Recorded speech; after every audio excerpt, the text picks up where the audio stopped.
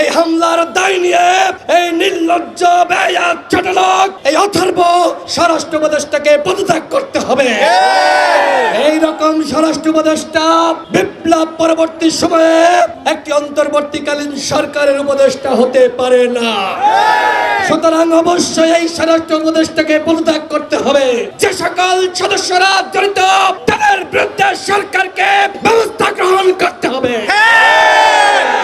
আমরা পুরো সেনাবাহিনী এবং পুলিশ বাহিনীকে দোষারোপ করছিলাম, কিন্তু সাংবাদিক সম্মেলন চলা অবস্থায় যারা আমাদের উপর হামলা করেছে তারা কোনোভাবেই সেনাবাহিনী এবং পুলিশ বাহিনীর সদস্য হতে পারে না। তারা আওয়ামী দোসর। অন্যথায় নুরুল হক নূর সহ আমরা যারা কথা বলছিলাম এই অবস্থায় আমাদের উপর হামলা করার কথা নয়। সুতরাং সেনাপ্রধানকে বলবো, পুলিশ প্রধানকে বলবো, যারা এই ঘটনায় জড়িত তাদেরকে চিহ্নিত করে অবশ্যই তাদের বিরুদ্ধে ব্যবস্থা নিতে হবে।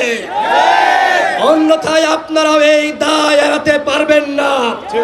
নুরুল হক নূর এখনো পর্যন্ত হাসপাতালের বিছানায় কাতরাচ্ছে। গতকাল দেখলাম মধ্যরাতে সরকারের পক্ষ থেকে একটি তদন্ত কমিশন প্রকাশ করা হয়েছে।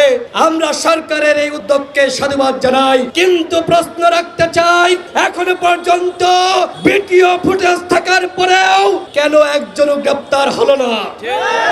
কেন গ্রেফতার হলো না?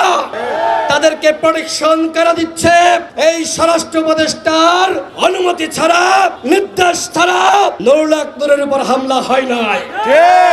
বাংলাদেশে ফাঁসিবাদ কায়েম করেছে, হাসিনা যে অপরাধ করেছে, জিএম কাদের কি অপরাধ করেছে। সুতরাং ওই হাসিনা, জিএম কাদের, আওয়ামী লীগ, জাতীয় পার্টির 14 দল বাংলাদেশে রাজনীতি করতে পারবে না।